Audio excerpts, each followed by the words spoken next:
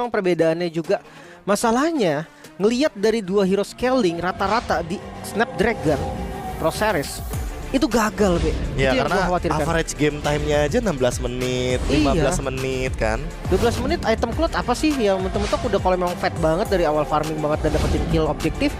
Iya bisa udah full item. Tapi kalau misalkan rata-rata menit 9 pun kayak 9-10 baru 3 itemnya jadi. Iya, dan kita akan melihat hal tersebut. Apakah dua scaling hero akan mampu mencapai power spec di late game di 15 menit ke atas? Inilah dia game pertama dari Best of 3 series Team Falcons melawan RRQ Hoshi. Let's go to Land of Dawn. Iritel versus Cloud. Gue rasa di awal sih ya farming aja sih kayaknya dua hero ini. Farming dulu sih emang. Mungkin yang lebih melakukan gerakan duluan udah pasti Setsujin ya, karena Suyo mau gimana pun di level 3 dia udah bisa melakukan move terlebih dahulu, bahkan bisa memanfaatkan bagaimana Impurage untuk mendeteksi beberapa musuhnya di map. Ini dia, pakai Swift tangan pertamanya. Gue suka sih Suyo pakai Swift di awal. Jadi cepet dia farmingnya. Oke, ada Little Wanderer juga yang bakal dikontes sepertinya. Kedua jungle sudah mulai hadir. Radu Retribution masih bisa didapatkan juga ternyata oleh Kaltezi. Oh wow. Walaupun dengan menggunakan Soul Save Retribution loh barusan ya. Tapi ternyata ada sedikit miscalculation yang terjadi. Setsujin miss Lito. Jadi mau nggak mau kendali area river di bawah ini akan lebih leluasa bagi tim Falcons. Dan langsung bergerak ke bagian top lane.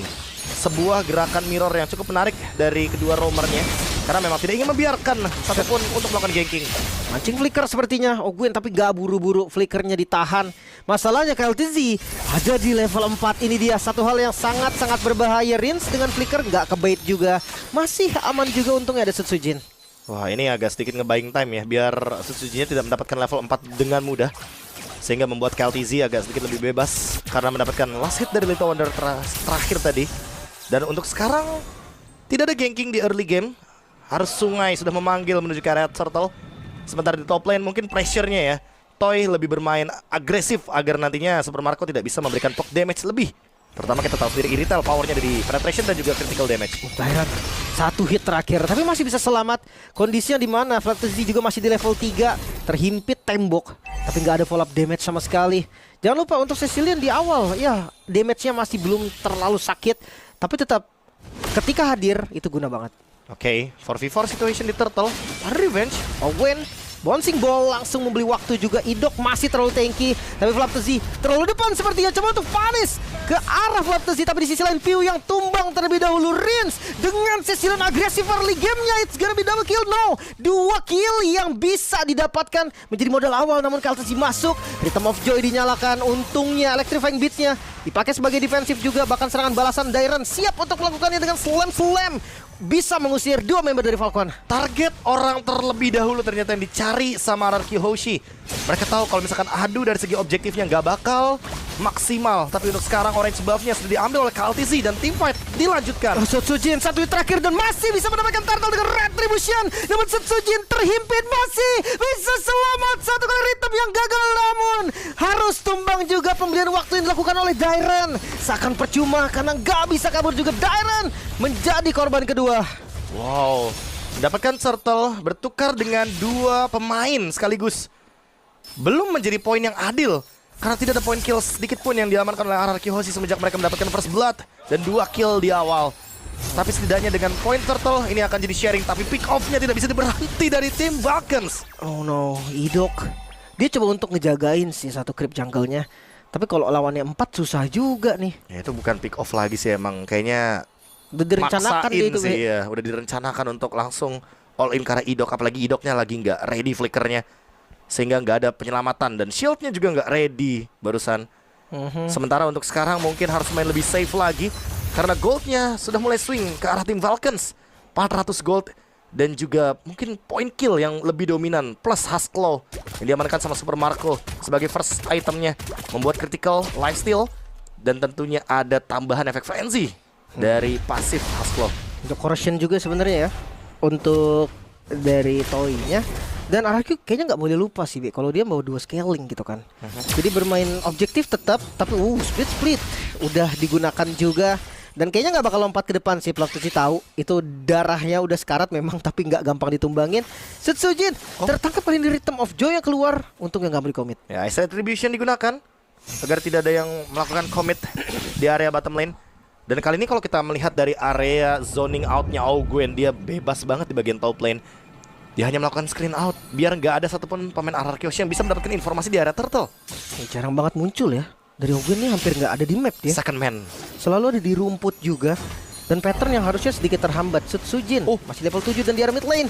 Tabrakan lagi terjadi. Dairon harusnya dia nggak punya split-split. Masih aman untungnya. Ada flicker juga yang masih dijaga. Wah, ini emang kayaknya mau memicu beberapa flicker aja ya. Rins kebetulan udah gak ada flickernya dan sekarang mungkin akan ditarget. Dairon langsung di bagian depan. Toy harus sedikit berhati-hati bermain dengan basic attack load-nya. Di bawah tim fight berarti sekarang Flaptasi di bagian depan harus tumbang juga. Turtle berhasil di reset. Dan lagi grab-grab yang dilakukan juga membeli waktu di bagian belakang. Dairon gak gampang untuk ditumbangin. Tapi mereka coba cari untuk objektif yang lain. Turtle yang di-trigger lagi tembok yang sudah dikeluarkan oleh Idok namun masih free dari Rhythm of Joy Electrifying Beat. Satu yang terakhir, Kaltzy bisa mendapatkan Turtle namun dua yang terangkat. Idok dan Dairon harus hilang, bahkan masih mau lebih karena Toyo cuma untuk dikejar. Untungnya masih bisa selamat. Terlalu lama show di bagian Turtle. Dua terangkat dengan efek knock up airbound. Dan Tyrant Revenge yang indah dari Auguen bahkan mendapatkan Dairon sekaligus. Ini bakal menjadi kerugian yang sangat-sangat merugi bagi RRQ Hoshi. Kehilangan dua pemain plus kehilangan Turtle. Gold lead-nya langsung menuju ke 2500 plus satu bonus turret di area top lane. Bahkan hampir saja kalau tidak ada Toy di bagian bottom lane mendapatkan dua objektif yang penting tentunya. Itu dia. Mereka bawa teamfight Cecilian dan Cloud di awal, Be. Damage-nya kelihatan banget kurang tadi. Udah pasti sih. Dua hero scaling jangan lupa ya. Bahkan Demon Hunter Sword aja belum ada dari Toy. Otomatis membuat gerakan dan damage deal atau output damage yang diberikan dari RRQ Hoshi nggak bakal maksimal. Ya, belum lagi dari Dairon-nya pun tadi kena poke damage yang lumayan ngeri sebenarnya di awal. Iya dan the OG of RRQ Marksman Tuturu lagi nonton juga ternyata. Iya. Serius banget Tuturu, sabar ya Deki ya. Buset, udah geleng-geleng tuh, Be. Udah geleng-geleng. Waduh. Waduh. Movement yang mana nih? Yang 5-man move gak tadi? Bisa jadi kayaknya Turtle sih, Be. Turtle sih kayaknya. Ini kira-kira Turtle nih. Sabar Deki, tenang aja. Bisa. Masih ada kemungkinan karena dua hero scaling soalnya kan. Jangan lupa hanya Cinta dan Malam main di atas menit 12. Wah, itu tamparannya akan sangat menyakitkan sih. Makanya. Apalagi kalau udah punya Wishing Lantern. Tapi lumayan salut gue tadi awal agresif juga rotasinya, Be. Hidup Thunderbolt ya. First item Thunderbelt karena ya dengan beberapa skill termasuk Fist Crack dia bisa menambahkan stack dari Thunderbeltnya. Hanya saja mungkin ya lebih lama aja sih, itu dia efeknya. Thunderbolt as a roamer, as a roamer. Iya kan? Emang benar-benar nyari scaling kayaknya Lim. Mereka siap late game. Iya, banget siap late game kayaknya mereka. Harusnya seperti itu. Dan berarti tugas mereka adalah sekarang nggak boleh buru-buru nih. Damage mereka kurang dan mereka harus sadari itu. Gimana caranya Sujin masih di pattern yang aman, Toy masih bisa dapetin farmingan, dan Rins masih bisa dapetin stacknya. Kalaupun emang mau makan, ya makan kayaknya diolain. Bahkan Dairon gak mampu bertahan, split digunakan hanya untuk bertahan hidup. Selamat. Masih bisa selamat untungnya. Dan banyak sih tadi source clear yang lumayan ya untuk terbuang Electrifying Beats. Dia bisa ngebuang dari Tyrant Rage juga. Dan itu jadi space lihat Sujin. Ya, Sujin dapetin karya orange buff. Toy juga masih bisa farming di area bottom lane. Membuka ruang bagi RRQ Hoshi. Dapat. Recall harusnya dilakukan. Karena kalaupun Sujin? Sujin. Untungnya sempat recall ya. Selamat. Udah terbaca juga gerakannya oleh tim Vulcans karena mereka sadar bahwa orange buff-nya seketika menghilang. Itu dia. Dan Flaptasi terlalu keras memang. Tapi damage-nya Rins ini lumayan juga ya. Udah lumayan karena first item-nya glowing one kan. Iya sih. Jadi udah mulai berasa. Karena beberapa mungkin ada yang fokusnya ke Clock of Destiny. Jadi kayak Elegant Gem-nya dijadiin kan. Benar. Ada juga Elegant Gem doang. Ada juga yang nggak pakai kayak. Ada juga yang nggak pakai. Rins nggak pakai langsung deh. Langsung bahkan glowing one. Idok tertangkap kali ini. Rins untuknya masih punya flicker dan masih bisa lari ke bagian belakang. Kaltzy yang hadir. Rhythm of Joy cukup damage-nya. Electrifying bisa flicker dari Dairon hampir saja bisa selamat. Sayangnya tetap gagal. Dan ini dia pressure tim Falcon yang sudah mulai terlihat. Emang karakter permainannya sih Lim, emang nggak berubah gitu loh. Habitnya dari tim Falcons. Menang Turtle, ya udah pasti mereka coba untuk cari pressure. Dan mereka selalu mencekek lawannya gimana pun caranya biar nggak farming. Jungle-nya dikuasai, landing-nya di freeze. Dengan tujuan biar kita farming, musuh nggak farming. Ya, tapi 4.000 gue rasa ini angka yang aman sih, Be. Untuk RRQ ya. Masalahnya tapi kalau misalkan sampai di menit 12 4.000 terus tanpa adanya mungkin pergeseran Lim. Dan RRQ-nya nggak mendapatkan farming yang sepadan, itu bakal rugi sih. Setuju. Seenggaknya turun lah ya. Turun harus dikit. turun perlahan. Minimal kayak lore-nya bisa di-clear dengan cepat mungkin. Atau sekalipun ketika mereka ingin melakukan defense ya setidaknya mereka harus mempertimbangkan gimana caranya biar Rins dan juga Toy itu bagi farming. Jangan sampai mereka farming di tempat yang sama. Seenggaknya Rins tetap dapetin stack lah. Itu juga satu hal yang penting ya, harus diwaspadai juga. Dan ngelihat dari menit 9, kayaknya Lord pertama kalau memang mau dilepas ya, dengan catatan dapetin objektifnya setara, kayaknya boleh sih. Boleh sih. Mereka kayak mulai bermain ke area mid lane ya, sebagai carry utamanya. Mereka udah keluar dari gameplay Skylar sentris yang mungkin menjadi karakter dari permainan RRQ sebelumnya. Karena emang bener-bener mengharapkan kepada Rins dengan mungkin Gold Lead yang sekarang berada di urutan yang kelima. Tapi show dari Idok menandakan tanpa yang flicker harus lebih berhati-hati karena Idok bisa dimakan kapanpun oleh Flaptizi. Dan Susuji juga hadir, Lord langsung dieksekusi juga. Retribution KLTZ masih on point juga, bahkan Idok menjadi bonus. Namun Toy di bagian belakang dengan Blazing Duet yang gak berhasil connect karena siapapun. Ogwen bakal jadi korban seperti yang enggak. Ogwen masih bisa selamat, bahkan 2 member dari RRQ harus hilang. Dairen menjadi korban ketiga sepertinya. Grab kah? Karena masuk lagi KLTZ. Mengamuk keempat yang harus hilang menyisakan Rins seorang diri. Wow, amukan Leonin KLTZ dengan electrifying beats-nya langsung menghantam kedua pemain sekaligus, Dairen dan juga Toy yang tidak terselamatkan. Plus Lord sebagai bonusnya, objektif yang benar-benar dijadiin acuan utama, plus point kill sebagai bonusnya. RRQ Hoshi kali ini dalam keadaan yang berbahaya karena di menit yang ke-11 mereka benar-benar under banget gold lead-nya. Dari 4.000 menuju ke 6.000 gold lead. Apakah mereka mampu untuk bertahan? Karena satu-satunya winning condition sekarang untuk RRQ Hoshi adalah bertahan selama mungkin hingga nanti Cecilian minimal mendapatkan 4 item. Itu dia, Divine Glaive lah, itu yang paling penting banget sih ini Divine Glaive-nya. Tapi untuk Lord pertama seperti yang gue bilang tadi, harusnya aman. Cloud Cecilian, satu lane dipegang Suyo, bahkan pasifnya pun gak ke-trigger. Lord bisa di-clear dengan cepat. Tujuan mereka hanya ngambil inner turret aja. Contoh inner turret di mid nih, dapat juga. Tapi Idok dari bagian belakang itu dia stun yang cukup baik, follow damage masuk dari Blazing Duetnya Toy. Satu harus hilang, Ogwen menjadi korban pertama dan Super Marco korban kedua yang muncul, membalikan keadaan. KLTZ gak bisa terlalu dalam. Ini dia momentum ketika berada di menit yang ke-11, masih terlalu dini untuk tim Vulcans melakukan serangan menuju ke area high ground. RRQ sekarang mulai mendapatkan titik baliknya. Rins mendapatkan double kill, menandakan bahwa Cecilian kali ini harusnya akan menjadi asuransi late game yang lebih memastikan. Kalau di atas menit 15 sampai dengan menit 20, minimal mereka bisa balikin gamenya. Dan sekarang harusnya ke arah Divine Glaive mungkin dari Rins. Iya. Atau jangan-jangan dia bakal menuju ke arah dari Bloodwings. Kayak Divine Glaive lebih good sih, we. Dua item ini kayaknya cocok sih. Bisa karena sih. ya karena melihat dari pemilihan Radiant Armor juga salah satunya. Dan Kyle Ditabrak. sakit. Iya, tapi mengusir mundur aja sih niat mereka. Purple gak mau terlalu komit juga. Ya, at least Sutsujinya ada di level 15 ya, Lim. Karena kalau misalkan Sutsujinya masih under level, ya dia tetap butuh Purple barusan. Tapi kalau misalkan kita melihat sekarang Sutsuji level 15, ada satu celah yang nantinya masih bisa dimaksimalkan dengan Soul Saver Retribution. Karena seperti biasa ya, kalkulasi untuk Suyo sebagai pemegang Retribution ini akan jauh lebih mudah dibandingkan dengan beberapa jungler lainnya. Iya, lebih enak, lebih pede juga sih dari Suyo untuk ngadu last hit. Dan masalahnya sekarang 4.000 nih stabil, be. Ya turun mungkin gak jauh tapi turunnya. Iya. Apalagi Lord udah mau muncul. Ya mungkin Lordnya kalaupun mau dilepas jangan ada korban sih. Ya kan, yang penting poke damage aja.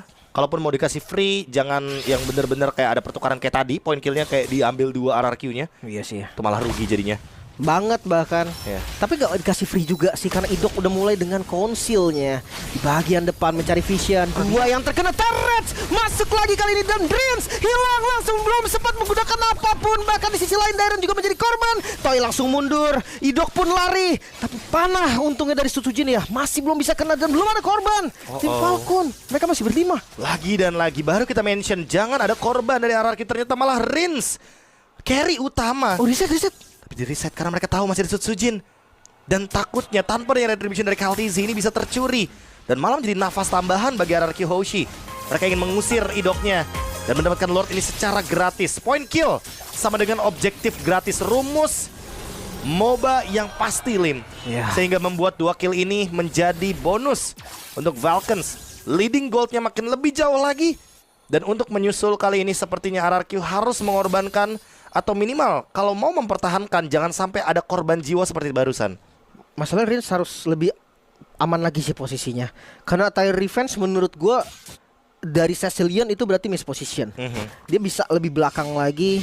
Ya karena dia nggak purify juga kan. Nggak Maksudnya purify. kalau dia purify mungkin dari awal udah dimakan Joy terus. Makanya kayak dia harus lebih sadar dengan posisinya. Tapi mode defensif bisa sih baik menurut gua. Ya mungkin balik lagi sih ke kalkulasi dari Ogwin-nya dulu sih. 45 detik tanpa adanya flicker, otomatis dalam kurun waktu ya 40 detik dari sekarang mereka harus menyelesaikan Lord-nya secepat mungkin. Karena kalau enggak ya Ogwin-nya bakal bisa ngelakuin setup dengan flickernya kembali. Idok jauh banget ngeflanknya gila. Dia pengen mungkin bikin momen kayak tadi ya. Iya. Itu bisa juga Langsung terjadi. ke Super Marco ya, mumpung gak ada Purify. Itu dia, Ogwen maju dengan Tara Revenge. Terlalu dive. Sakit banget Toy dengan poke damage-nya. Dan Ogwen Immortalnya pecah di bagian belakang. Idok juga berhasil menjodohin ke arah Super Marco dan hilang sudah. Ogwen Winter Crown. Toy membeli waktu tapi satu hit Super Marco sempat terlempar juga dan zoning out dilakukan kembali oleh Peo. Dilempar lagi di bagian depan. Lagi-lagi Flaptzy menggila dengan lompatan-lompatannya namun terlalu dalam dan akhirnya menghasilkan 2 ditukar 2. Oh, kali ini ada 2 serangan di waktu yang sama. View masih mencoba untuk melakukan zoning out di bagian bottom lane. Sementara top lane terbuka bebas bagi Super Marco dan juga KLTZ untuk mendapatkan base turret. Membuka 2 base turret. Bahkan ini lebih buruk dari dugaan kita sebelumnya, Lim, yang harusnya berkorban 1 turret saja. Sakit banget. Tapi Idok dikejar Electrifying Beats dan kayaknya bakal hilang. No, nggak bisa kemana-mana lagi. Super Marco-nya free hit. 1 stun lagi. Dairon berhasil mendapatkan kill-nya. Namun sekarang Toy hadir. Dan itu adalah sinyal untuk tim Falcon mundur seharusnya. Bahkan sebelum mundur dia cuma untuk dapetin 1 best start di bagian mid dan gagal. Masih mau dipaksa tapi untungnya Wave Minions seketika hilang dari tim Vulcans. 5.000 gold lead. Semakin late game semakin menegangkan bagi tim Vulcans. Tapi memang Joy dari KLTZ masih belum bisa dihentikan. Masih terlalu kuat untuk saat ini. Malefic Gun menjadi pilihan dari Toy untuk meningkatkan lagi penetration plus range agar nanti dia bisa melakukan poke damage ke arah Ogwen dan juga ke arah dari Flaptzy dengan posisi yang lebih aman. Tapi tanpa Purify, apakah ini pilihan yang tepat menurut gua? Jadi nggak bebas ngehit gitu sih, Be. Jadi ada rasa takut-takut dikit ya kena Tyrant Revenge. Karena dengan sprint otomatis masih bisa dihit sama Ogwen. Wind of Nature versus Winter. Ya sih, kalau dari Toy kelihatan dia Winter karena bukan cuma dari retail kan yang nge-damage dia. Bukan cuma dari physical tapi ada magic damage juga. Dan kebetulan karena lawannya adalah Joy, ketika Joy menggunakan Electrifying Beats, dia kan nggak bakal bisa ngedash tuh beberapa waktu. Dan mungkin itu yang dia cari dulu. Blazing Duet menggunakan Winter, jadi dia tidak terkena damage dari Electrifying Beats. Tapi lagi-lagi sih, KLTZ targetnya tuh bukan Toy dari tadi. Targetnya larinya ke Rins loh. Selalu ke Rins. Mau nggak mau, Be. Karena iya memang hitungannya kalau misalkan Rins dia punya flicker. Toy BMI maksud gue lebih jauh juga. Lebih gitu jauh kan. juga ya. Dan timingnya juga bakal lebih bebas sesuka hati dia. 3-2 Super Marco. Oh no. Bersama Ogwen di bagian Rins-nya bawah. Dikejar coba dari Rins, namun sisi lain juga ada jepitan yang terjadi. KLTZ masuk, Idok yang bakal coba diincar dan Idok menjadi korban pertama. Rins memang masih selamat, tapi enggak untuk Dairon. Damage yang terlalu besar. 5 member masih ready. Falcon siap untuk ambil Lord. Lagi-lagi point kill terlebih dahulu sebelum take over objektif dan Lord Evolve akan diamankan secara gratis. Tim Vulcans leading the gold 6.000 bahkan sekarang. Ini akan menjadi Lord yang sangat buruk sekali untuk dihadapkan ke arah RRQ Hoshi karena tentunya dengan buff damage reduction dan juga efek dari tim Vulcans yang selalu targeting lini belakangnya membuat RRQ Hoshi harus berjaga-jaga kembali. Apalagi Rins-nya sekarang gak punya flicker, Lim. Itu dia. Bahkan mereka udah kasih pressure-nya sebelum Lord-nya hadir. Udah dapetin juga best start di bagian mid lane. Ogwen udah ready dengan Sky Guardian Helmet. Dia siap nih untuk team fight yang cukup lama mungkin. Lord ke arah atas udah gak ada best start lagi nih. Harus hati-hati banget dari RRQ Hoshi. Iya, dan pasti bakal di push 3 lane ya. Ini benar-benar keras sekali untuk menahan macro wave management dari tim Vulcans. Mereka fokusnya harus ke top lane, tapi di bottom lane juga terbuka, terekspos bahkan. Oh my god. Dan lihat KLTZ-nya bisa masuk dari manapun. 3 lane bersamaan. Minion memang spawn dan ini bisa ngebeli waktu mungkin sedikit. Gak terlalu lama juga. Ogwen, buset, dia nge-castar revenge di bagian depan. Namun lihat posisi dari Dairon langsung hilang dengan darah SP yang udah langsung low. Sempat split juga satu member yang hilang. Namun base yang mulai terbuka. Fokus ke objektif tim Falcon. Take the game 1. Wipe out bahkan semuanya dihilangkan seketika di depan base.